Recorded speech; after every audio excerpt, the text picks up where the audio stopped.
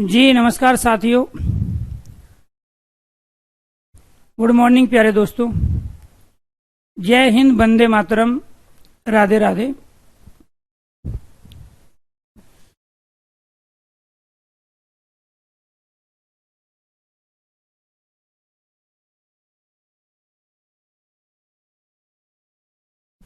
जी, तो आज की क्लास में जो हमारा टॉपिक चल रहा है दोस्तों, वो टॉपिक है संधि।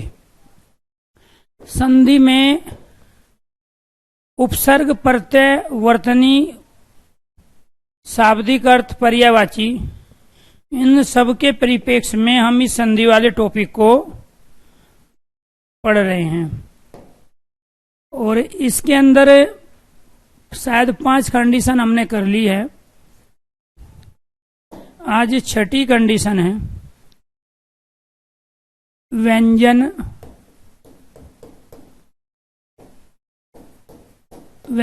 संधि।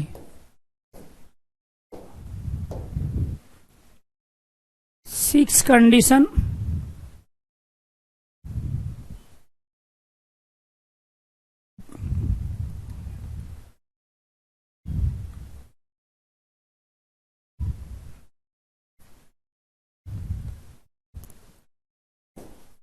यदि ए आ स्वर को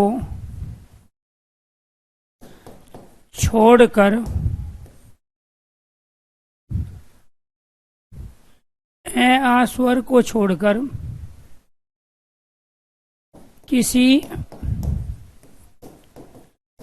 स्वर के बाद दंतव्य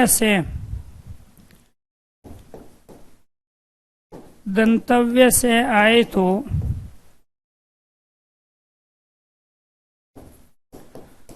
इसका परिवर्तन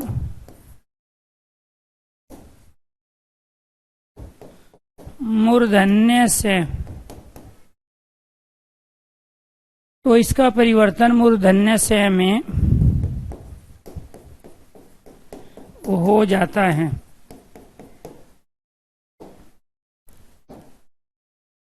जैसे विषम,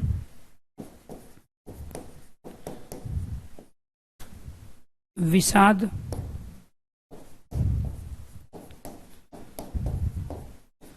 अभिषेक,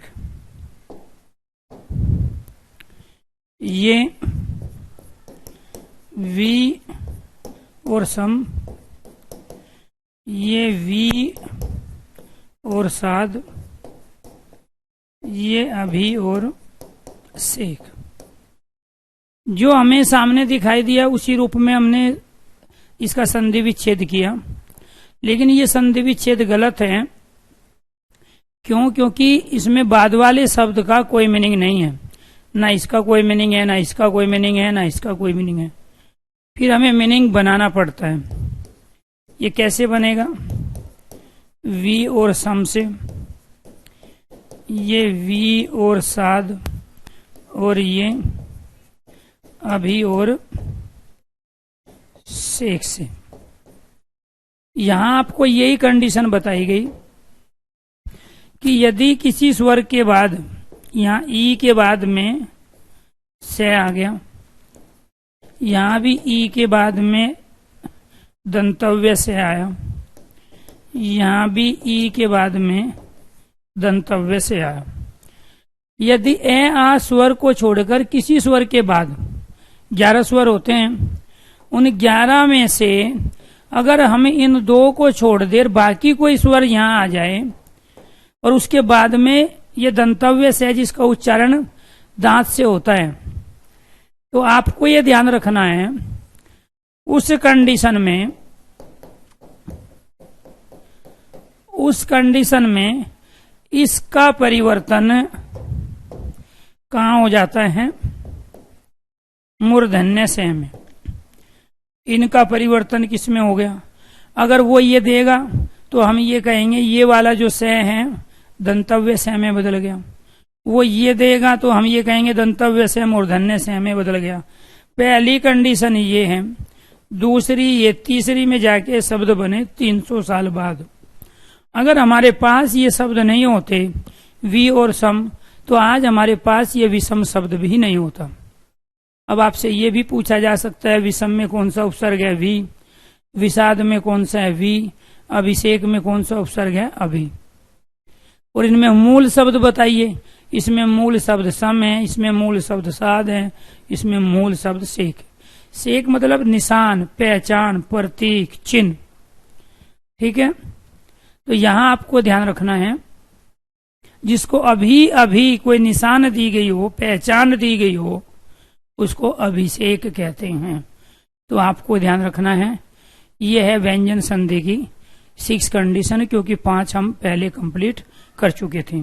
अगर मेरी आवाज आप तक क्लियर पहुंच रही है, आपको सब कुछ क्लियर दिखाई दे रहा है, तो एक बार सारे स्टूडेंट ओके कीजिए, यस कीजिए, क्योंकि कुछ बच्चों को दिक्कत आ रही है जी। अगर सारी चीज सही चल रही है तो एक बार कुछ स्टूडेंट ओके कीजिए, यस कीजिए।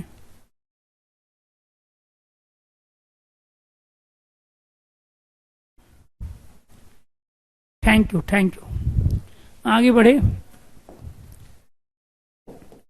7वीं कंडीशन,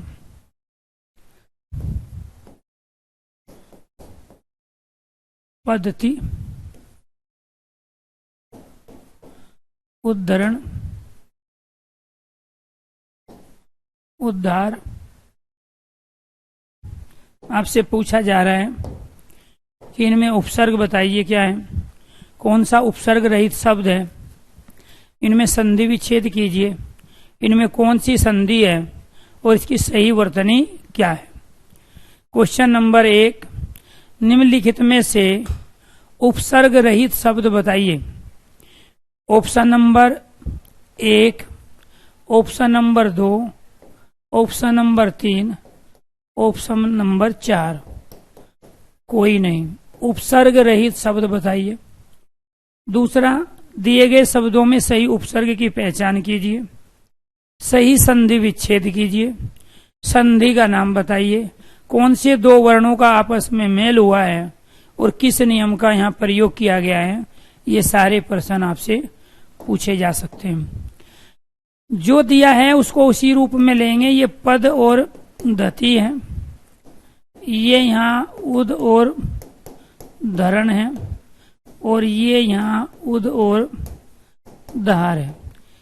यहाँ इनमें से दोनों का ही मीनिंग नहीं है। जब मीनिंग नहीं है तो क्या करना पड़ेगा, बनाना पड़ेगा। कैसे बनेगा? पत और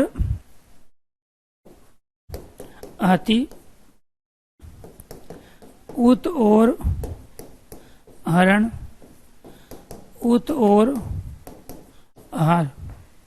क्वेश्चन नंबर 1, पद्धति में कोई उपसर्ग नहीं है, सही संधि विच्छेद ये वाला है। पहली कंडीशन, दूसरी कंडीशन, तीसरी में जाके शब्द बने। कौन से 2 वर्णों का मेल हुआ? यहां पर तय के बाद में है, यहां भी तय के बाद में है, यहां भी तय के बाद में है। तो यहां तय और है वर्णों का प्रयोग हुआ और दोनों के दोनों व्यंजन हैं, इसलिए ये व्यंजन संधि के उदाहरण हैं। यदि तय के बाद नियम यहाँ जो काम करता है, जो नियम नंबर 7 है, वो नियम नंबर 7 ये है। यदि तय वर्ण के बाद, यदि तय वर्ण के बाद है वर्ण आए, है वर्ण आए, तो तय का दय में तथा है का दह में, है का दह में परिवर्तन हो जाता है, परिवर्तन हो जाता है। तो यहां आपको ये ध्यान रखना है, ये आधा तय आधे दय में बदलता है। क्यों? क्योंकि प्रत्येक वर्ग का पहला अपने वर्ग के तीसरे में, प्रत्येक वर्ग का तीसरा अपने वर्ग के पहले में बदलता है। तय वर्ग में तीसरा वर्ण तय थे दय है, तो ये आपको ध्यान रखना है। ये किस में बदल गया? दय में। ये यहाँ किस में बदल गया? दय में। ये यहाँ किस में बदल गया? दय में। समाज में पहले ये थे पद और अति, उत और हरण, उत और हार। ये आपने पढ़े हैं, लिखे हैं, सुने हैं, देखे हैं। इनमें से कोई भी शब्द न तो आपने पढ़ा है, न सुना है, न देखा है। तो नियम क्या है? नियम है तय के बाद है वर्ण है तो तय का दय और है का दय में परिवर्तन हुआ, तब जाके शब्द बना। अब ये किस में बदल गए? ये बदल गए आपके यहाँ, ये इसमें है का परिवर्तन दय में। आधा है तो आधे में बदलेगा, पूरा है तो पूरे में बदलेगा। बात समझ में आई? तो तब जाके पद्धति, उद्धरण, उद्धार शब्द बना। मैंने क्या किया? दो मेथड का प्रयोग किया, डिडक्टिव और इनडिडक्टिव मेथड। निगमन विधि में पहले नियम आते हैं, बाद में एग्जाम्पल देके उसको प्रूफ कर दिया जाता है ऊपर के नियम को। मैंने यहाँ वही नियम अप्लाई किया। यदि ए आ स्वर के बाद में किसी स्वर के बाद दंतव्य से आए तो इसका परिवर्तन मूर्धन्य से में हो जाता है और वो इन शब्दों का निर्माण कर लेता है। आपने आज तक एक भी नया शब्द बना के डिक्शनरी को क्यों नहीं दिया, समाज को क्यों नहीं दिया? क्योंकि शब्दों की जो संरचना होती है, शब्दों की बनाने की जो प्रक्रिया है, उसको हम प्रैक्टिकली अप्लाई ही नहीं करते। तो इसीलिए आपको ध्यान रखना है। यहाँ पर निगमन विधि का प्रयोग हुआ। यहाँ मैंने पहले एग्जाम्पल दिए आपको और एग्जाम्पल के बाद में फिर उसका नियम प्रूफ करके दिखाया, ताकि अगर आपको नियम याद ना रहे तो फिर क्या करोगे? आप उसका सही संधि विच्छेद करोगे और संधि विच्छेद होने पर फिर आप उस नियम का पता करोगे जिसके आधार पर ये नए शब्दों का निर्माण हुआ है। इसी वजह से आगमन विधि को व्याकरण पढ़ाने की, साइंस पढ़ाने की, मैथ पढ़ाने की अच्छी विधियों में माना जाता है। और मैथ और किसी भी भाषा के व्याकरण की तो सबसे अच्छी विधि मानी जाती है आगमन विधि। तो यहाँ आगमन विधि का प्रयोग हुआ है, यहाँ निगमन का प्रयोग हुआ है। बात एक ही है, आप किसी भी तरीके से चीजों को समझ सकते हो। इसके बाद 8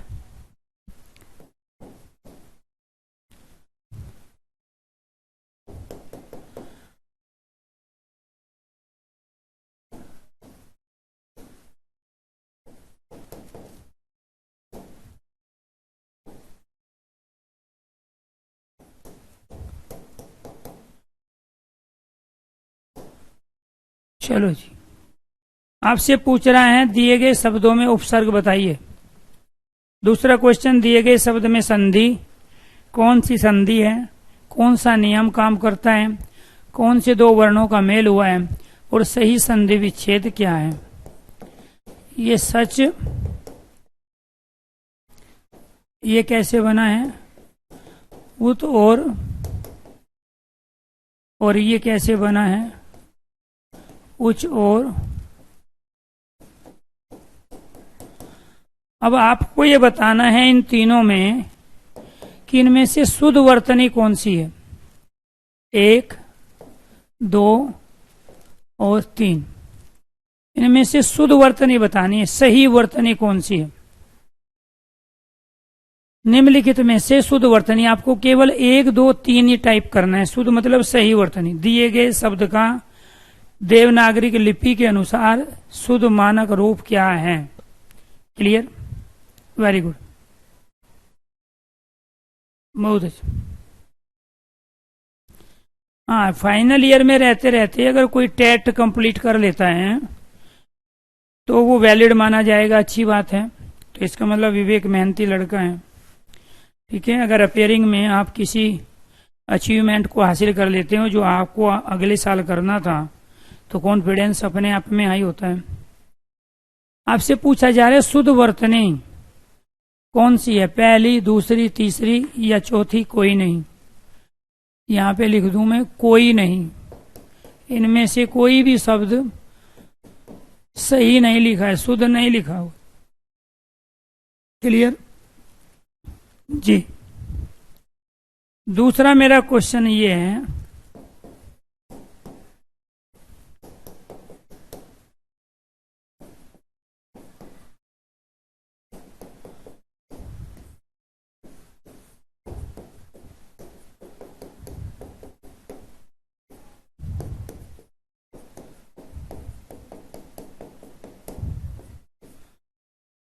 इनमें से शुद्ध वर्तनी बताइए कौन सी? एक तो क्वेश्चन वो था शुद्ध वर्तनी। यहां 4 ऑप्शन दिए गए हैं, चारों में से कौन सी सही है? Very good. देखो, इसमें टाइम इसलिए हम लगा रहे हैं क्योंकि हम एक साथ 4 से 5 अलग अलग टॉपिक को तैयार कर रहे हैं। एक तो उपसर्ग, संधि विच्छेद, वर्तनी, शब्दार्थ, पर्यायवाची। क्लियर? आगे बढ़ते हैं। इसका राइट आंसर पहला है, ये गलत है। इसमें गलती ये है, ठीक है। इसमें ये और ये गलती है, इसमें ये गलती है। तो इसमें केवल और केवल फर्स्ट सही है, ये ध्यान रखना। इसमें ये भी सही है, ये भी सही है और वर्तनी के रूप में ये भी सही है। इनमें कोई भी गलत नहीं था, लेकिन ये संधि विच्छेद गलत है। इसके सही संधि विच्छेद क्या होगा? सही संधि विच्छेद है सत और शास्त्र। ये है यहां उत और श्वास, और ये है उत और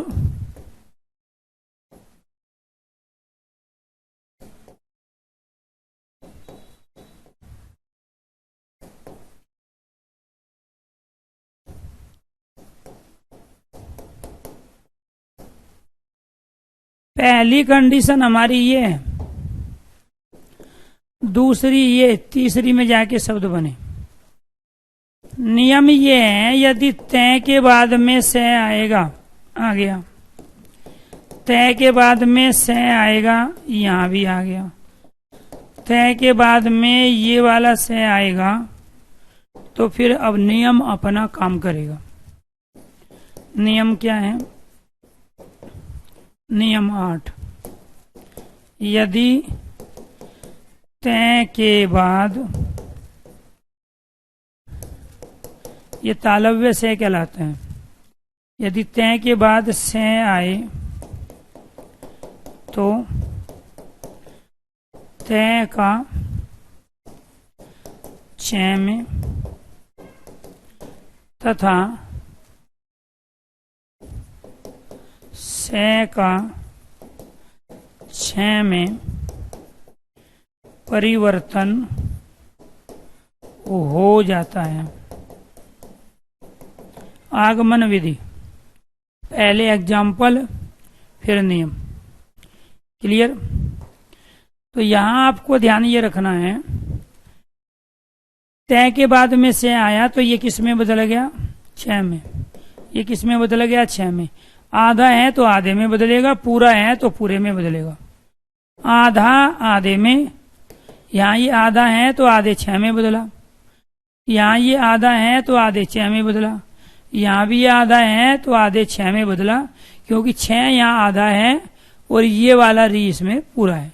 तो ये जो बना है ना, ये वाला, ये आधा छ और री से मिलके बना, ये छ छतरी है।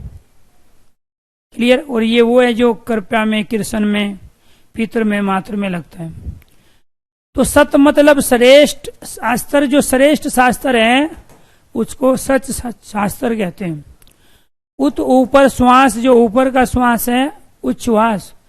उत संकलता, ऊपर की चैन। तो यहां आपको ये ध्यान रखना है, पहले कंडीशन ये, दूसरी तीसरी में जाके शब्द बना। ये तीनों की तीनों वर्तनी ही सही है और तीनों DSSB के अंदर अलग अलग PRT, TGT, PGT की शिफ्ट में एक नहीं बल्कि 2 से 3 बार पूछी जा चुकी है। वो ये एग्जाम्पल लेगा कि वर्तनी बताइए, इसमें उपसर्ग बताइए क्या है, तो इसमें सत उपसर्ग है, इन दोनों में उत उपसर्ग है।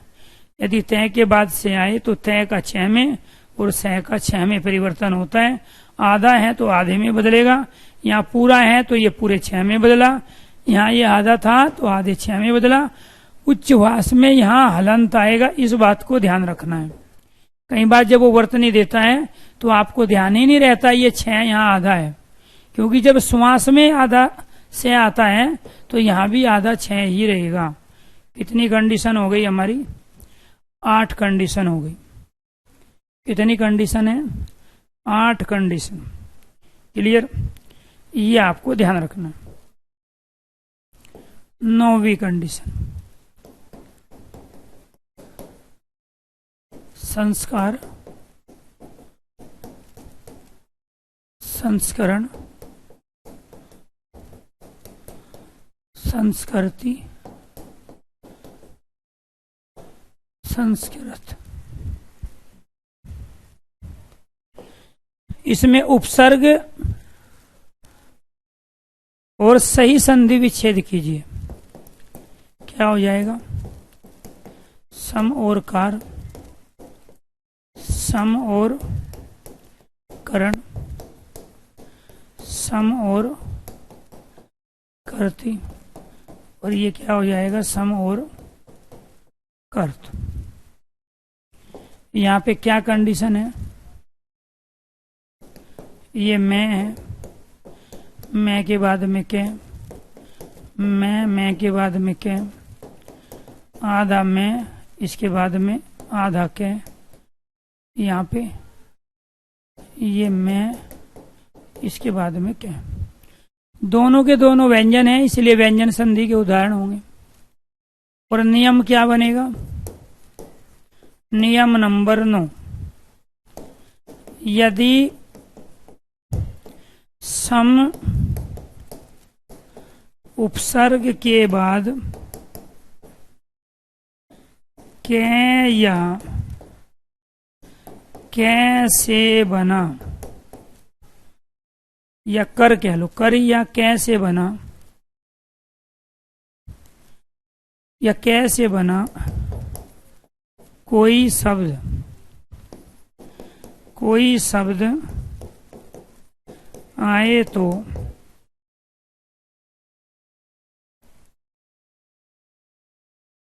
कै या कर से बना कोई शब्द आए तो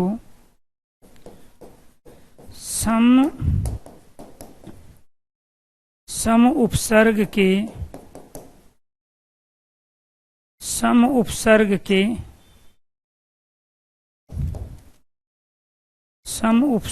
के मैं का परिवर्तन अनुस्वार का परिवर्तन अनुस्वार में तथा दोनों के बीच में दंतव्य से, दोनों के बीच में दंतव्य से का आगम हो जाता है। आगम का मतलब क्या होता है? आ जाना। आगम का मतलब क्या हुआ? आ जाना। यहाँ पे देखो ये क्या कहने की कोशिश कर रहे हैं। यहाँ पर मैं के बाद में क्या है? यहाँ भी मैं के बाद में क्या है? यहाँ भी मैं के बाद में क्या है? और यहाँ भी मैं के बाद में क्या? जब मैं के बाद में क्या आए या कैसे बना शब्द कार, मैं के बाद में क्या या कैसे बना शब्द करण, जब मैं के बाद में क्या या कैसे बना शब्द करती, मैं के बाद में क्या या कैसे बना शब्द करता है, तो एक तो इस मैं का क्या हो गया यहाँ, अनुस्वार में परिवर्तन, और इन दोनों के बीच में दंतव्य से का आगम, और वो भी आधा, वो भी क्या है, आधा। दो चीजें होती है, यानी कि मैं के बाद कै आने पर या कर क्रिया से बना हुआ शब्द आने पर इस वाले मैं का अनुस्वार में परिवर्तन, और दोनों के बीच में, मैं और कै के बीच में दंतव्य से का आगम हो जाता है। इसीलिए क्या बन गए, संस्कार, संस्करण, संस्कृति, संस्कृत। नियम क्या है, यदि सम उपसर्ग के बाद में कै या कर क्रिया से, कर से बना कोई शब्द आए तो सम उपसर्ग के मैं का परिवर्तन अनुस्वार में तथा दोनों के बीच में, तथा दोनों के बीच में दंतव्य से का आगम हो जाता है। उम्मीद करता हूं कि अच्छी तरीके से कंडीशन आपको समझ में आ रही है। चलो जी, यदि परि उपसर्ग के बाद, यदि परि उपसर्ग के बाद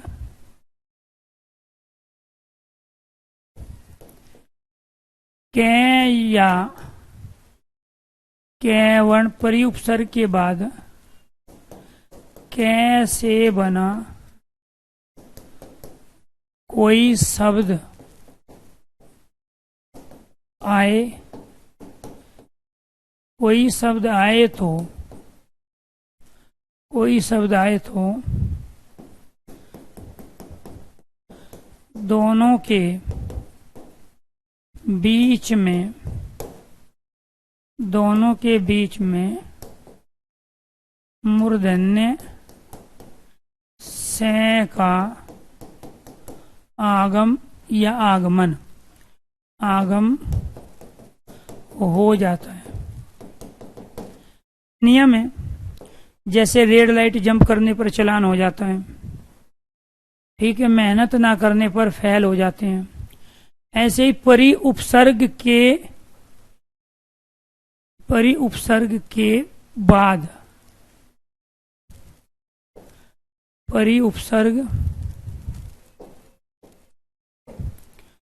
उपसर्ग के बाद कैसे बना कोई शब्द आए, कैसे आएगा जी, परिष्कार, परिष्करण, परिष्कृत,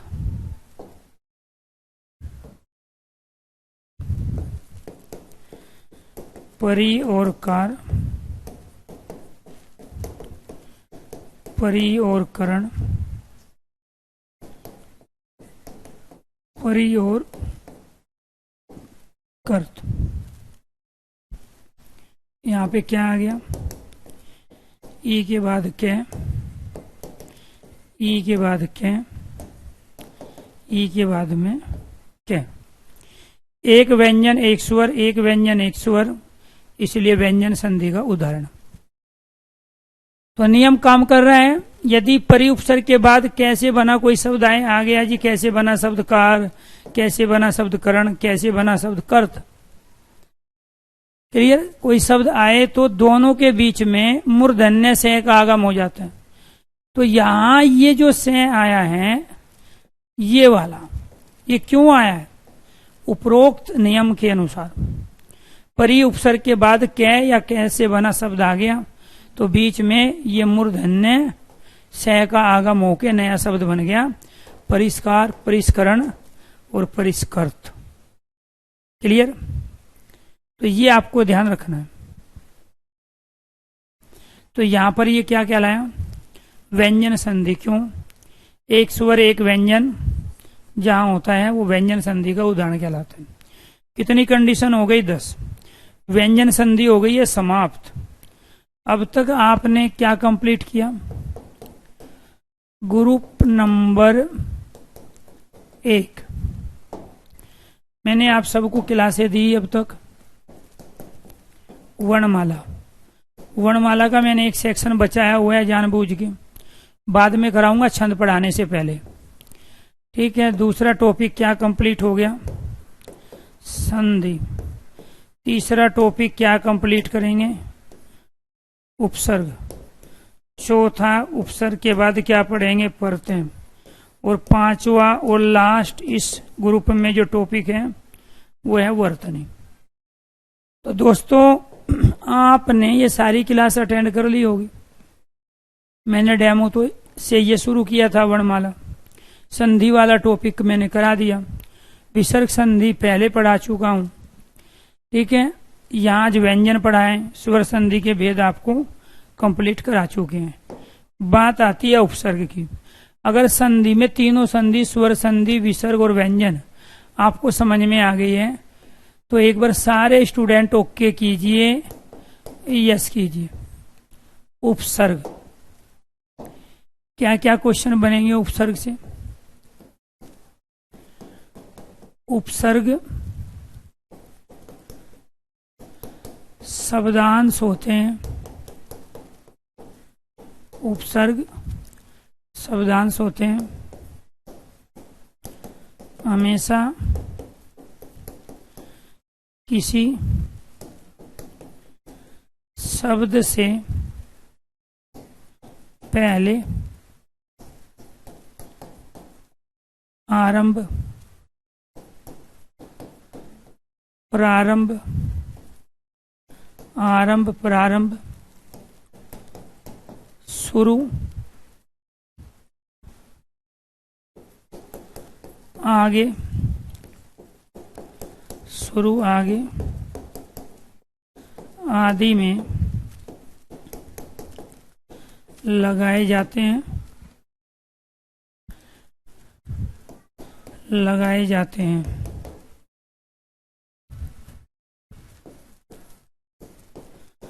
उपसर्ग के अनेक अर्थ होते हैं। उपसर्ग के अनेक अर्थ होते हैं। जिस मूल शब्द से पहले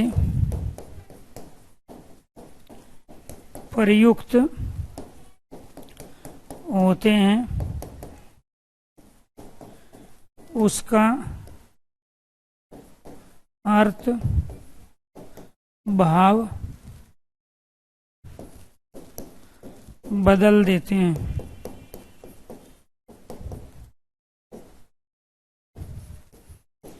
किसी शब्द में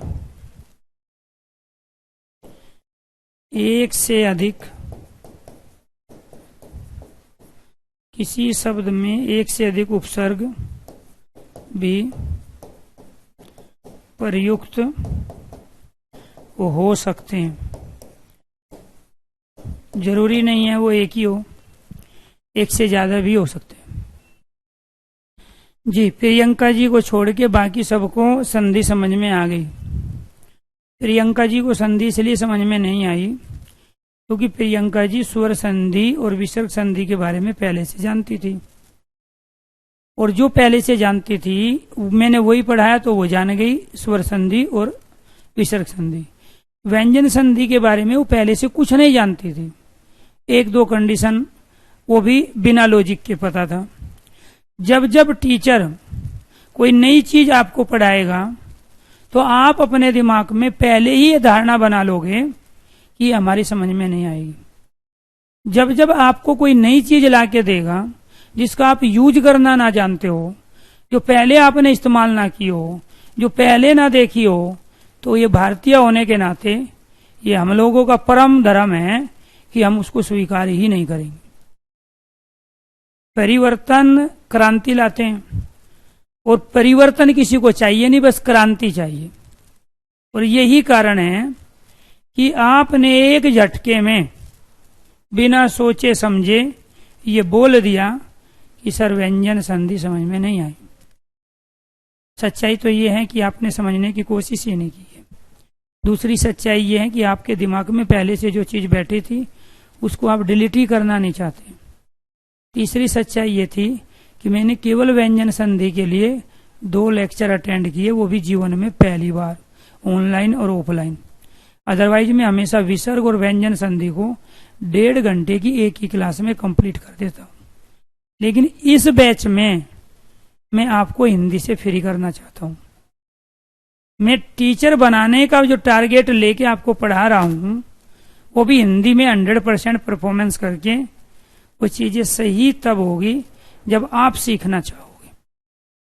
फिर आप कहोगे सर जी आप तो हमें पकड़ के खींचते हो, आप तो भिगो भिगो के मारते हो। ठीक है, तो आपको ये ध्यान रखना है कि जो लॉजिक थे ना, वे लॉजिक मैंने इतने धीरे धीरे लिखे, बीच बीच में बातें भी की। मैं अक्सर पढ़ाते समय बातें करता नहीं हूँ दाएं बाएं की, लेकिन मैंने किए क्योंकि मुझे पता था कि मैं विद्वान लेखक साहित्यकारों को ज्यादा पढ़ा रहा हूँ और जो शिक्षक बनना चाहते हैं उनकी संख्या यहाँ कम है। क्योंकि आप पहले से ही भरे हुए हो तो फिर मैं उस घड़े में डालूं क्या जो पहले ही छलक रहा है। तो आपको ये ध्यान रखना है कि आपने कोशिश नहीं की। कई हजार बच्चे लाइव होके पढ़ रहे हैं, सबका मैसेज ओके यस है, अच्छी बात है। उनमें से भी बहुत सारे ऐसे हैं जिनकी समझ में नहीं आया और उन्होंने फिर भी ओके और यस लिख दिया, लेकिन कम से कम आपने गलती को स्वीकार किया, अच्छी बात है। लेकिन दूसरी सबसे बड़ी गलती ये है कि अगर मेरे से आप हिंदी ना सीख पाए और मेरी पढ़ाई हिंदी पेपर में नहीं आई तो फिर किसी से ना तो सीख पाओगे और ना किसी की पढ़ाई हुई हिंदी पेपर में आएगी। तो इसीलिए देखो ये आगे ना, यस सर आप बेइज्जती बहुत करते हैं। जितनी ज्यादा बेइज्जती आप क्लास में करवा लोगे उतने ही आप भर्ती होने के, टीचर होने के नजदीक होंगे। अगर बेइज्जती नहीं करवाओगे तो टीचर बनोगे 2025 और 26 में जाके। ठीक है, क्योंकि आपको अंदर से कचोटती है चीजें कि बताओ हमने तो ऐसे नॉर्मल तरीके से सर से पूछा था, सर तो एक अलग डायरेक्शन में ले गए। वो जरूरी है क्योंकि आप दोबारा वो मौका नहीं दोगे, आप और अलर्ट मोड में आओगे। देखो हमारे पास एक ही तरीका यहाँ से खड़े होके आपको उस रास्ते पे लाने का जिस रास्ते पे आपको चलना है, उसका बस एक यही तरीका है जो आपने हमें अभी मैंने जो आपको बताया। सारे लॉजिक दे दिए। आप एक बात बताओ, ना समझने वाली कौन सी चीज थी? व्याकरण को पढ़ाने के 2 बेस्ट मेथड होते हैं, आगमन और निगमन, डिडक्टिव और इनडिडक्टिव मेथड। मैंने दोनों प्रयोग किए जानबूझ के, अदरवाइज मैं एक कई प्रयोग करके आगे बढ़ाता हूं। दोनों मेथड मैंने प्रयोग किए। जब मैंने क्लास शुरू की तो मैं पहले नियम लिख रहा था, फिर एग्जाम्पल दे रहा हूं, फिर अगले ही पॉइंट में पहले मैं एग्जाम्पल दे रहा हूं, क्योंकि मुझे पता था कुछ तो इससे समझेंगे और कुछ स्टूडेंट इससे समझ पाएंगे कि आखिरकार ये नियम हमने बनाए क्यों, ये नियम अप्लाई कैसे हुए, इनसे नए शब्द बने कैसे। हम तो वो लोग हैं जो अपने घर में बच्चे पैदा होते हैं उसका वही नाम रखते हैं जो 1000 का नाम पहले रखा जा चुका है, 1000 इंसानों का नाम। इसीलिए आज एक ही गली में 4 धर्मेंद्र, 5 जितेंद्र, 6 महेंद्र और 7 सत्येंद्र है। एक महेंद्र को आवाज लगाओ तो 4 बार आते हैं निकल के। उसका रीजन यही है कि हमने शब्दों को बनने की प्रक्रिया को नहीं सीखा, आपने रटने की कोशिश की। ठीक है, और मैं रटवाना नहीं चाहता हूं। इतने अच्छे तरीके से पढ़ाने के बावजूद भी अगर आप हिंदी नहीं सीख पा रहे हो तो इसका मतलब है आप अभी भर्ती होना नहीं चाह रहे हो। ठीक है, ध्यान ये रखना है। दूसरी चीज क्या है? दूसरी चीज ये है, जिसने संधि वाला टॉपिक समझ लिया, जिसमें हर पल चीजें चेंज हो रही थी, स्टेटमेंट बदल रहे थे, कंडीशन बदल रही थी, स्वर संधि से लेके व्यंजन संधि तक जो भी मैंने कराया। और ये टॉपिक जो हम आगे पढ़ेंगे ये तब समझ में आएंगे जब संधि समझ में आई होगी।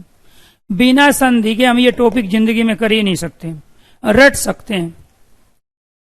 संधि जिसकी समझ में आ गई, इसका मतलब ये है वो MBA भी कर सकता है, MCA भी कर सकता है, UPSC की तैयारी कर सकता है, UPPCS की तैयारी कर सकता है, नासा में भी जा सकता है, इसरो में भी जा सकता है। क्योंकि संधि इस बात की गारंटी देती है कि उसका IQ लेवल, आपको ये ध्यान रखना है, 100 में से अगर मैं बात करूं, या 100 का ही नहीं है, ठीक है।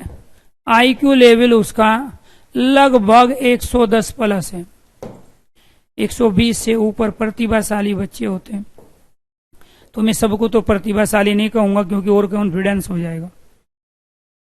तो जिसको संधि का कॉन्सेप्ट समझ में आ गया वो बीटेक करे, बीसीए करे, एमटेक करे, एमसीए करे, क्योंकि संधि वो टॉपिक है इसमें हर पल चीजें बदल रही थी, लॉजिक थे, तर्क थे, नियम थे, कंडीशन थी, डेफिनेशन थी। ये हमारे आईक्यू लेवल को प्रदर्शित करता है और ये सच्चाई है। केमिस्ट्री और संधि के बारे में दो चीजें प्रसिद्ध है कि जिसको केमिस्ट्री समझ में आ गई और जिसको संधि समझ में आ गई, दुनिया में इन दोनों चीजों से डिफिकल्ट कोई चीज है ही नहीं। ठीक है। तो संधि का कॉन्सेप्ट अगर समझ लिया है तो इनमें से आप इस लेवल में, आप नासा के लेवल के, इसरो के लेवल के इंसान हो, आप तो गलत जगह रह रहे हो, ये सच्चाई बता रहा हूं। ठीक है। यूपीपीसीएस, यूपीएससी, एमसीए, एमबीए, कुछ भी करो आप, किसी भी बैकग्राउंड से। ठीक। क्यों? क्योंकि ये साबित हो चुका है कि आपका आईक्यू लेवल, ठीक है, 110 प्लस है और 110 प्लस बुद्धि लब्धि वाले आदमी इनमें जा सकते हैं। चलो जी, आज कंडीशन आई। ठीक है। उपसर्ग क्या होते हैं? शब्दांश होते हैं। कैसे होते हैं शब्दांश? पहली कंडीशन देख लेते हैं। एक शब्द आया प्रत्येक, दूसरा शब्द आ गया प्रतिवर्ष। क्लियर? एक शब्द आ गया अनुचित, दूसरा शब्द आ गया अनाधिकार। आपसे ये पूछा जा रहा है कि उपसर्ग शब्दांश क्यों होते हैं। यहां पर ये बना है प्रति और एक से, ये बना है प्रति और वर्ष से, और ये बना है अन और उचित से, और ये बना है अन और अधिकार से। तो प्यारे दोस्तों, आपको ये ध्यान रखना है, यहाँ पे कई बार हमें संधि के माध्यम से उपसर्गों को निकालना पड़ता है। जैसे हमने प्रत्येक में प्रति निकाला। कई बार हमें डायरेक्ट दिखाई देता है, हमें निकालने की आवश्यकता नहीं होती। यहाँ प्रति शब्दांश है। कई बार हमें संधि के द्वारा निकालना पड़ता है। ये अन और उचित से मिलके बना है अनुचित। यहाँ से ये आधा न आया, यहाँ से ये ऊ आया, और दोनों मिलके ये बन गया नू, जो कि ये यहाँ पे। यहाँ पे प्यारे दोस्तों ये अन और अधिकार, अधिकार में भी अधि उपसर्ग है, अधि और कार। तो इसका मतलब ये हुआ, ये जरूरी नहीं है किसी शब्द में केवल एक ही उपसर्ग हो, एक से ज्यादा भी हो सकते हैं। यहां से ये न आया, यहां अधि का ए आया, न और ए मिलके प्यारे दोस्तों ये क्या बन गया यहाँ न। इसका मतलब ये हुआ कि ये जो वर्तनी है ये गलत है।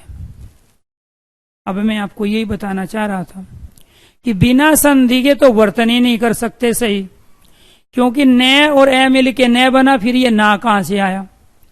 और बिना संधि के आप सही उपसर्ग नहीं बता सकते, क्योंकि कुछ बच्चे तो इसमें उपसर्ग बताते, पर इसमें उपसर्ग बताते या तो ये या फिर ये बताते। इसमें तो ठीक है, क्लियर दिखाई दे रहा है, बता पाओगे, लेकिन वो ये पूछेगा ही नहीं, क्योंकि आपने तो 4200, 4000, 4800 पे ग्रेड पे भर्ती होना है। वो आपको या तो ये देगा या ये देगा या ये देगा। तो वर्तनी की पहचान संधि से होगी, उपसर्गों की पहचान संधि से होगी। सही उपसर्ग कब कर पाओगे? जब आपको संधि विच्छेद आता हो। अगर मैं यहां एग्जाम्पल ना दूं और आपको ये कहूं कि प्रत्याहार में उपसर्ग बताइए, पर है, पर्थ है, तीसरा प्रत्यय है, चौथा परि। राइट आंसर बताइए, प्रत्याहार में कौन सा उपसर्ग है? जी, प्रत्याहार में उपसर्ग। देखो आपको ये ध्यान रखना है, जो पैदाइश टीचर होते हैं जब यहाँ खड़े होकर पढ़ाते हैं ना, वो अपनी फॉर्म में होते हैं। उसका कारण होता है सरस्वती की मेहरबानी। आप में से भी बहुत सारे बच्चे ऐसे हैं जो बाई चांस इस लाइन में नहीं आए। शुरू से ही आपके अंदर परमात्मा के द्वारा वो तमाम स्किल दिए गए कि आपका इंटरेस्ट शिक्षण की ओर बढ़ा। दूसरा, फिर सरस्वती ने मेहरबानी की और फिर आपको लगा कि नहीं, मेरे अंदर कुछ ऐसा है कि जो शिक्षक बनने के मैं काबिल हूं। इसीलिए आप टीचिंग लाइन में बहुत सारे बच्चे इस वजह से आए। मैं पैदाइश टीचर उन टीचरों को कहता हूं जो भगवान ने पैदा ही किए हैं टीचिंग लाइन के लिए। दूसरे में कहीं भी जाते वो उतना अच्छा नहीं कर पाते जितना यहाँ। तो आप में से भी बहुत सारे पैदाइशी टीचर हैं। तो कहने का मतलब, जब पैदाइश टीचर हैं तो चीजों को सीक्वेंस में सीखो, नए तरीके से सीखो, रट्टा मत मारो। एक ही चीज को 10 साल से ढो रहे हो आप, तो भी उससे फ्री नहीं हो पाए आज तक, क्योंकि आप दूसरे के तरीके से सीखना चाहते हो। आप अपने तरीके बनाओ, ठीक है। तो इसमें से आपको ये ध्यान रखना है, ये भी गलत, ये भी गलत, ये भी गलत और ये भी गलत। राइट क्या है? ये परती है और दूसरा ये आहार है। इसमें से क्या आया? ई। इधर से क्या आ गया? आ। दोनों मिलके या। इसमें से ई ले लिया तो ये क्या बच गया? आदत है। इसमें से आ ले लिया, ये बच गया हार। ई और ये मिलाया बन गया या। अब प्रत्याहार में एक परती और एक आ, क्योंकि हार मूल शब्द है तो यहाँ एक उपसर्ग, ये एक ये, तो 2 उपसर्ग हो गए, 1 पॉइंट। दूसरा, इसमें से कोई भी सही नहीं है। सही इसमें से क्या है? परती। इसके बाद ये आपने कर ही लिया है और इन्हीं के माध्यम से मैं ये बताने की कोशिश कर रहा हूं कि उपसर्ग शब्दांश होते हैं। दूसरा क्या है? हमेशा किसी शब्द के पहले आरंभ में, जिसको हम पहले कह रहे हैं उसी को आरंभ कहते हैं, उसी को प्रारंभ कहते हैं, उसी को स्टार्टिंग शुरू कहते हैं, उसी को आगे कहते हैं, उसी को आदि कहते हैं। इसीलिए उपसर्ग का दूसरा नाम आदि प्रत्यय होता है। उपसर्ग का दूसरा नाम आदि प्रत्यय। आदि मतलब राम, श्याम, मोहन, सोहन आदि। आदि का मतलब जो आगे लिखे हुए हैं, जैसे आगे हैं, इनके जैसे और भी। तो उपसर्ग का दूसरा नाम क्या होता है? आदि प्रत्यय। उपसर्ग क्या होते हैं? शब्दांश होते हैं। उपसर्ग कहाँ प्रयोग में लाए जाते हैं? किसी भी शब्द के शुरू में। उपसर्ग के अनेक अर्थ होते हैं। उपसर्ग के अनेक अर्थ होते हैं। कैसे हो जाएंगे अनेक अर्थ? एक शब्द दुर्दशा है और दूसरा शब्द है दुष्कर।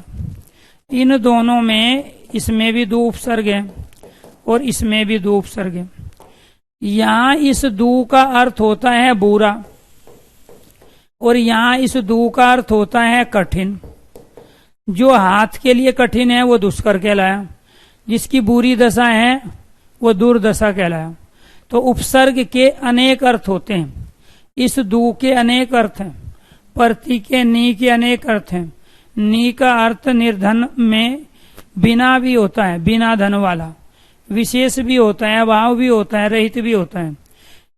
जिस मूल शब्द से पहले प्रयुक्त होते हैं उसका अर्थ भाव बदल देते हैं। ये दशा था, दुर्दशा बना दिया। ये कर हाथ था, दुष्कर बना दिया। तो ये क्या करते हैं? मूल शब्द इसमें कर है, मूल शब्द इसमें दशा है, मूल शब्द इसमें सर्ग है। आगे जो शब्दांश बचा वो उपसर्ग कहलाया। उपसर्ग में भी उप उपसर्ग है, शब्दांश है।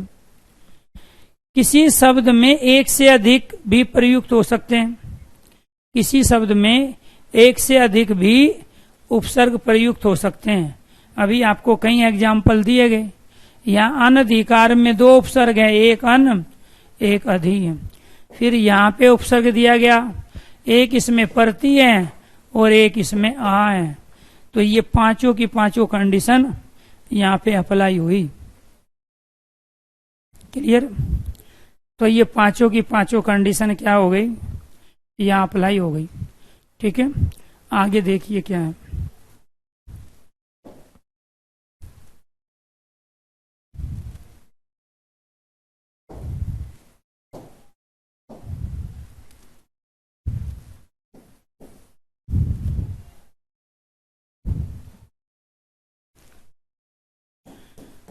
किसी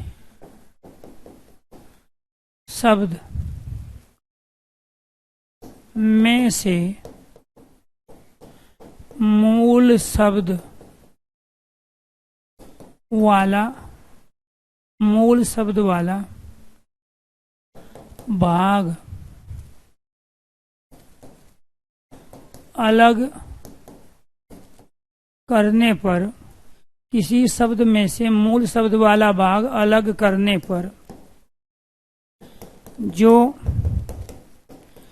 शेष भाग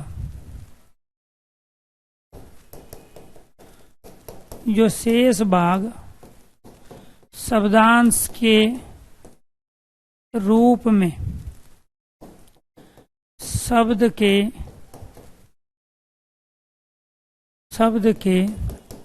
आगे बचता है, जिसका कोई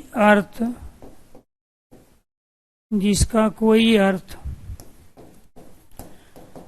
अवश्य हो, उपसर्ग कहलाता है।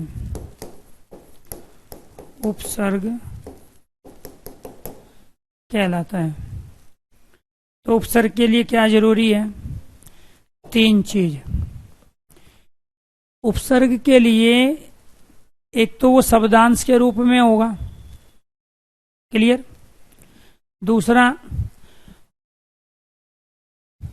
उसका अर्थ होना चाहिए। तीसरा, वो किसी मूल शब्द के साथ में प्रयुक्त होगा। तो किसी शब्द में से मूल शब्द वाला भाग अलग करने पर जो शेष भाग शब्दांश के रूप में शब्द के आगे बचता है, जिसका कोई अर्थ अवश्य हो, वो उपसर्ग कहलाता है। प्रत्यय से उपसर्ग की भिन्नता क्या है? मूल शब्द उसमें भी होते हैं, वो शब्दांश भी होता है, लेकिन प्रत्यय का कोई अर्थ नहीं होता। वो बाद में प्रयुक्त होते हैं, उपसर्ग पहले ही प्रयुक्त होते हैं। तो उपसर्ग प्रत्यय में 2 अंतर है। उपसर्ग किसी शब्द के आगे लगाए जाते हैं, प्रत्यय किसी शब्द के बाद में लगाए जाते हैं। उपसर्ग का एक नहीं अनेक अर्थ होते हैं, अनेक मीनिंग, अनेक भाव में प्रयोग किया जाता है, लेकिन प्रत्यय का कोई मीनिंग नहीं होता है। दोनों ही लगने के बाद में शब्द के अर्थ को परिवर्तित कर देते हैं। इसके बाद 7 कंडीशन। संस्कृत में उपसर्ग की संख्या कितने हैं? 22 उपसर्ग, और इनके अलावा कुछ गतिक शब्द। 22 उपसर्ग प्लस गतिक शब्द। गतिक शब्द का अर्थ क्या हुआ? जैसे अंतरराष्ट्रीय में अंतर है, बहिर्गमन में बहि है, ये क्या है? गतिक शब्दों की भांति हम इनका प्रयोग करते हैं। इसके बाद 8वीं कंडीशन, उर्दू में उपसर्ग की संख्या। उर्दू में कुल 19 उपसर्गों का प्रयोग करते हैं। हिंदी में उपसर्ग की संख्या 10।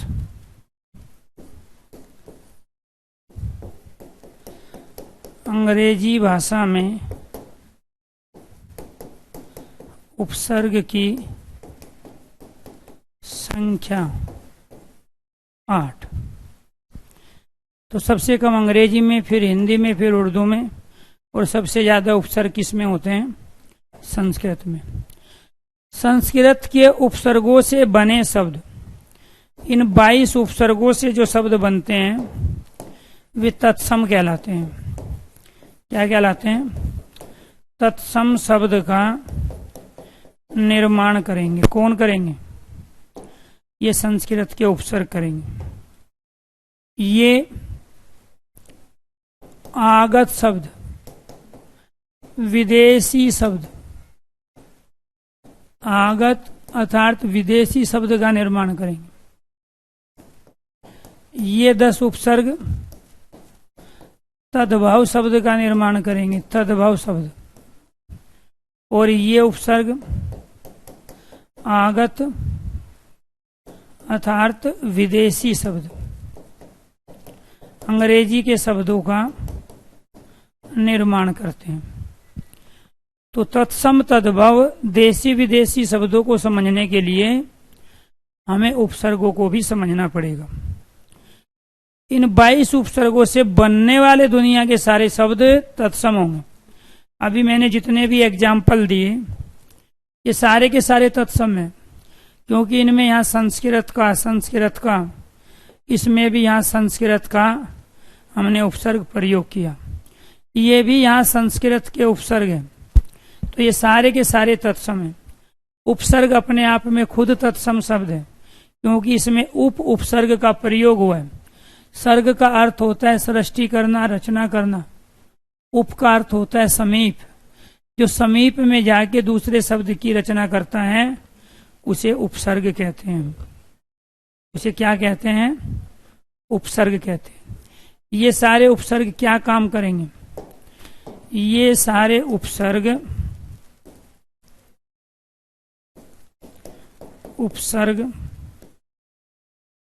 की परिभाषा किसी मूल शब्द के समीप, निकट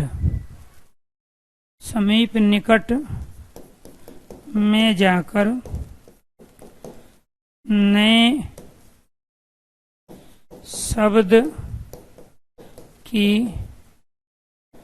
सृष्टि करना अर्थात रचना करना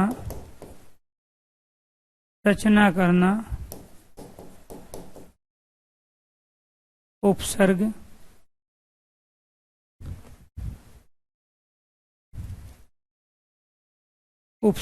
की प्रक्रिया है, या उन्हें हम उपसर्ग कहते हैं। आपको ये ध्यान रखना है, उप का अर्थ होता है समीप, निकट। सर्ग का अर्थ होता है रचना करना, बनाना या सृष्टि करना।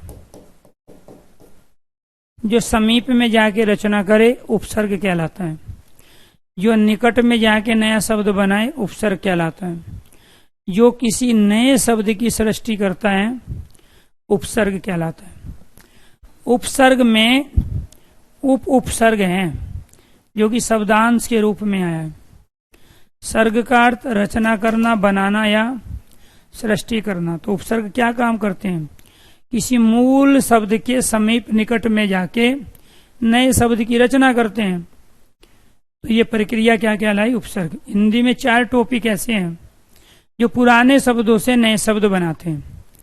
एक संधि, दूसरा समास, तीसरा उपसर्ग, चौथा प्रत्यय। इनसे हम समाज में बिखरे पड़े हुए अलग अलग वस्तु, व्यक्ति, पदार्थों के जो नाम पहले से मौजूद हैं उनको पास में लाते हैं और उनसे नया शब्द बना लेते हैं। जैसे संधि से आपने बनाए नए शब्द, समास में एक हिम ले लिया, एक आल्य ले लिया, हिमालय बर्फ का घर बन गया। एक चिड़िया लिया, एक घर लिया, कोई वर्णों का मेल नहीं है। हिमालय में तो संधि और समास दोनों है, लेकिन चिड़िया घर में कोई संधि नहीं है। तो चिड़िया और घर आपस में मिलाए चिड़ियाघर, रसोई घर आपस में मिलाए रसोई घर। क्लियर? वायु और यान आपस में मिलाए वायुयान। तो वो क्या है? समास। उपसर्ग में आप देख ही रहे हो, किसी छोटे से मूल शब्द के आगे शब्दांश लगाने पर कैसे हम नए शब्द बना लेते हैं। प्रत्यय में अभी हम थोड़े देर बाद सीखेंगे। तो ये थी हमारी उपसर्ग की तमाम कंडीशन। तो एक तो किसी भी एक कमेंट को मैक्सिमम आप 3 बार करो तो अच्छा लगेगा, लेकिन एक ही कमेंट को बार बार किए जाओगे तो फिर मज़ा नहीं आएगा। तो कुछ बच्चों को पीडीएफ चाहिए, कुछ को किताब चाहिए, लेकिन ये जब कोर्स खरीदा था आपने, ये टीचर से पढ़ने के लिए खरीदा था, ना उसकी पीडीएफ के लिए खरीदा ना किताब के लिए, क्योंकि वे पीडीएफ और किताब तो आपको तब भी मिल जाती जब ये कोर्स परचेज ना करते। समस्या यही है, जब चीज लेके आगे बढ़े थे तब आपकी चीजें अलग थी, और जब चीजें यहाँ हो रही है तब चीजें अलग है।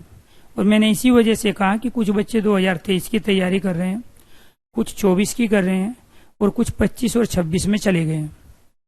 ठीक है, क्योंकि ये तो चीज आपकी समझ में नहीं आ रही है। पीडीएफ से क्या खाक समझ लोगे आप? ये जो पीडीएफ किताबें मांग रहे थे आप मेरे से, ये इस मार्केट में तब से है जब मैं पैदा नहीं हुआ था, लेकिन उनको पढ़ के आज तक कोई भर्ती नहीं हो पाया। अगर भर्ती होते हैं किताबों को पढ़ के, पीडीएफ को पढ़ के, तो जिसने वो पीडीएफ बनाई है उसके घर में कोई बेरोजगार ना होता, उसके रिश्तेदारी में कोई बेरोजगार ना रहता, उसके साथ रहने वाले, उसे जानने वाले कोई बेरोजगार ना रहते। और जो वो किताबें बेच रहे हैं, छाप रहे हैं, वे पब्लिकेशन वाले, वे दुकानदार, वे लाइब्रेरियन, उनके घर में, रिश्तेदारी में, मोहल्ले में, पड़ोस में कोई बेरोजगार ना होता, सबकी नौकरी लग जाती, क्योंकि उनको पता है ये किताब सबसे ज्यादा बिकती है, इसको सब लोग ले जाते हैं, इसका मतलब कि पेपर इसी में से आता है। लेकिन आप फाइनली भर्ती जो होते हो वो कॉन्सेप्ट को क्लियर करने के बाद होते हैं। पहले टीचर 100% सीक्वेंस में चीजों को यहाँ से यहाँ तक आपके पास पहुंचाता है, फिर आप उसके साथ जुड़ते हो, जिसको अनुबंधन कहते हैं। फिर प्रशिक्षण चलता है जो मैं चला रहा हूं अभी, मैं केवल आपको पढ़ा नहीं रहा हूं, पढ़ तो आप अपने से भी लोगे, मैं आपको सिखा रहा हूं। पढ़ने में और सिखाने में अंतर होता है। ठीक है, तो आपको ये ध्यान रखना है कि आप अभी भी पढ़ने का बेस्ट तरीका नहीं जान पाए हो, क्योंकि जब हम यहाँ चीजें करते हैं तो आपको उसी में दिक्कत होती है। बताओ, अब ये भी दिक्कत है, फिर ये कहोगे सर जी डाउट बनेंगे तो पूछेंगे तो है ही। अब इसमें क्या था, ये जो अनधिकार है ना, मैं संधि में भी करा चुका हूं आपको, यहां से ये अन आ गया, ये अधिकार जो आपके अधिकार क्षेत्र में नहीं है उसको अनधिकार कहते हैं। ये अनाधिकार था, तो अन अधिकार आता है, अनाधिकार नहीं आता है। अभी तो आप ए और आ में अंतर ही नहीं कर पा रहे हो, और फिर कहते हो सर जी मुझे पीडीएफ चाहिए, मुझे आपकी किताब चाहिए। भाई ये नया आधा नए और ए मिल के नया बनेगा ना। यहाँ क्या बना है ये ना, तो ये ना कब आता, जो यहाँ अधि में आ होता। तो इस अधिकार में कहो या अधि में कहो, इसमें तो ए है, यहाँ पे आ थोड़ा ही है। इसलिए ये वाली वर्तनी सही होती है, ये वाली वर्तनी गलत होती है। अब बताओ, एक बच्चा यहीं अटका हुआ है अभी, फिर मैं सच्चाई कहूंगा तो आप बुरा मान जाओगे। ठीक, जब टीचर आपके सामने है, किसी भी किताब में मार्केट में उठाओ, जो भी मैंने अब तक आपको पढ़ाया, अगर उसका 50% भी किसी किताब में हो तो एक बार मुझे जरूर बताना। किसी किताब में ये स्टेटमेंट लिखे हो इस तरीके से, फिर इस तरीके से एग्जाम्पल देके इनको प्रूफ किया गया हो कि इनका कहां कहां प्रयोग होगा, तो एक बार मुझे जरूर बताना। पैसे खर्च किए थे आपने टीचर से पढ़ने के लिए, चाहिए क्या आपको पीडीएफ? तो कल से मैं क्लास देना बंद कर देता हूं, मेरा भी गला रेस्ट करेगा, क्योंकि मुझे 15 साल और पढ़ाना है। ठीक, तो पीडीएफ दे देता हूं, किताबें दे देता हूं, उससे काम करो। फिर कहते हो सर जी आपको तो गुस्सा आ जाता है। अरे गुस्सा नहीं आता है, दुख होता है कि ऐसे बच्चे जुड़े हुए हैं जो रिजल्ट नहीं दे सकते। ये सच्चाई है। भाई एक बात बताओ, जो चीज आपकी ओरिजिनल है, मैं प्रैक्टिस करा रहा हूं यूट्यूब पे, हिंदी भाई अरुण सर यूट्यूब चैनल पे, टॉपिक वाइज सिलेक्शन दरबार, दूसरे पे मिक्स क्वेश्चन, यहां मैं सारे कॉन्सेप्ट क्लियर कर रहा हूं, बहुत सारे एग्जाम्पल दे के कर रहा हूं। संधि में कम से कम आपको 800 से 1000 के बीच में एग्जाम्पल दिए हैं मैंने पिछली 5 क्लासों में। 800 से 1000 क्वेश्चन जिंदगी में संधि के नहीं करोगे आप। करने को तो प्रैक्टिस में यही कर रहा था साथ के साथ, लेकिन आपको तो तोते की तरह रटने की आदत पड़ी है ना। जब तक सर नहीं प्रैक्टिस कराएंगे यूट्यूब पे तब प्रैक्टिस नहीं होगी। ये प्रैक्टिस नहीं थी क्या? ये जो संधि के ये जो एग्जाम्पल आए ये प्रैक्टिस नहीं थी, ये क्वेश्चन नहीं थे 3, ये क्वेश्चन नहीं था चौथा, ये 5वां 6वां 7वां ये क्वेश्चन नहीं था, ये 8वां क्वेश्चन नहीं था, ये 9वां 10वां 11वां ये क्वेश्चन नहीं था, ये 12वां प्रश्न नहीं था। 12 प्रश्न तो यही हो गए 3 कंडीशन में। अब इन्हीं को लिख के 4 ऑप्शन दे के आपको करेंगे तो इसका मतलब तोता पद्धति से पढ़ना चाहते हो आप, क्योंकि तोता इतना ही बोलता है जितना उसको रटवाया जाता है, दाएं बाएं ना सोचता है ये भी। तो फिर कहते हो सर जी हमारा सिलेक्शन नहीं होता है। ठीक है, मैं गुस्सा नहीं करता हूं, मुझे दुख इस बात का है कि आपकी उम्र भर्ती होने की हो चुकी है और टीचिंग लाइन में 30 साल 32 साल मैक्सिमम 35 साल ही होती है, जिसमें से आपकी सबकी 27-28 साल हो चुकी है। मुझे दुख उस बात का है कि अब भी अगर सीरियस नहीं हो, अब भी आप सीखना नहीं चाह रहे हो, बेफालतू की चीजों में लगे हो, तो ये मौका निकल जाएगा और मेरी बात आपको बाद में सही लगेगी, अब बुरी लगेगी। क्योंकि अब आपको लगता है कि हम कुछ भी पूछे सर को गुस्सा आता है, गुस्सा नहीं आता है, क्योंकि मैं उन चीजों को फेस कर चुका हूं। अब जिसके 1 साल बचे हैं, जिसके 2 साल बचे हैं, वो कैसे वो कर लेगा? बिना तैयारी के भर्ती कैसे हो जाएगा? डीएसएसबी में तो 30 साल है एज, पीआरटी की टीजीटी की 32 थी पहले, वो भी 30 कर दी। अब नया नोटिफिकेशन आएगा उसमें पता चलेगा, वो 30 को मौका देंगे, 32 को। तो जिसकी 32 साल है ही नहीं, वो टीजीटी की तैयारी करे तो हो सकता है आपको मौका ही ना मिले। दूसरे स्टेट का ओबीसी चलता नहीं है, सुपर टेट के अंदर भी एज फिक्स है, बहुत सारे बच्चों के 1-2 साल बचे हुए हैं। तो मैं ये कहने की कोशिश करता हूं बार बार कि आप अलर्ट रहो, सीखो, कोशिश करो। डाउट बने तो मैं हूं ना, मैं डाउट सेशन भी अलग से लेता हूं, साथ के साथ लूंगा, लेकिन पहले इन चीजों पे फोकस करेंगे ना, तब चीजें बढ़ेंगे। और मैं देख लो, इसलिए स्टार्टिंग में मैं सब बच्चों को थोड़ा समझाता हूं कि पढ़ने के तरीके बदल लो, बात मानो। जब तक आप पुराने तरीके से पढ़ते रहोगे ना, जिन तरीके से आपने डिग्री ली, तो आपका सिलेक्शन नहीं होगा। आप लाखों बच्चों में से अपनी एक सीट निकालोगे, एक सीट पे कम से कम 200 बच्चे फाइट करेंगे, और कुछ भर्तियां तो ऐसी है जहां 500 बच्चे फाइट करेंगे एक सीट पे। तो क्या आप उन 500 या 200 बच्चों में हो? क्या आप उनको बीट कर सकते हो? जब तक आपका तरीका पढ़ने का अलग नहीं होगा, अचीवमेंट अलग नहीं होगा उनसे, तब तक बस तैयारी करते रह जाओगे आप, सिलेक्शन तो फिर किसी और का होगा। तो इसीलिए चीजों को लॉजिकली लो, ढंग से लो। तो ये थे उपसर्ग के कुछ कॉन्सेप्ट। उपसर्ग कंप्लीट नहीं हुआ है, मैं यहां से चर्चा करूंगा कि संस्कृत के कुछ उपसर्गों को बताएंगे प्रैक्टिकली, फिर उर्दू के, फिर हिंदी के, अंग्रेजी के, तब उपसर्ग वाला जो टॉपिक है कंप्लीट होगा। सभी दोस्तों को नमस्कार, धन्यवाद। कल फिर आपकी उपसर्ग और प्रत्यय दोनों की क्लास होगी। अब पूछिए जो आपको पूछना है। सुपर टेट में एज लिमिट, सुपर टेट में ठीक है, सुपर में टेट में आपकी नहीं निकलेगी, ठीक है, आपको उसकी टेंशन नहीं लेनी है मन्नू, ठीक है। चलो जी, आपके कमेंट टाइम हो गया, दूसरी क्लास का चले गए, कल चर्चा कर लेंगे। मैंने बहुत सारी रणनीति की क्लास बनाई है। मेरे 2 यूट्यूब चैनल हैं, एक हिंदी बाई अरुण सर और एक सिलेक्शन दरबार।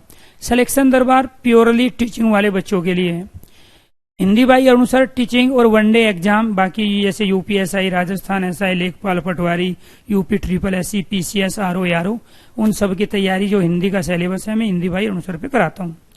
वहां मैंने बहुत सारी रणनीति की क्लास डाली है। मान के चलो आप डीएसएसबी के बारे में कुछ जानना है तो आप डालो DSSB by Arun sir, super TET by Arun sir, UP TET by Arun sir, अपने आप वीडियो आएगी ऊपर और उसमें सारी चीजें बताई गई है। एक बार ध्यान से सुन लेना, पढ़ने के तरीके भी बदल जाएंगे, सही कंटेंट तक आपकी पहुंच हो जाएगी और उसके बाद में सही तरीके से तैयारी करके आप फाइनली भर्ती भी हो जाएंगे। धन्यवाद।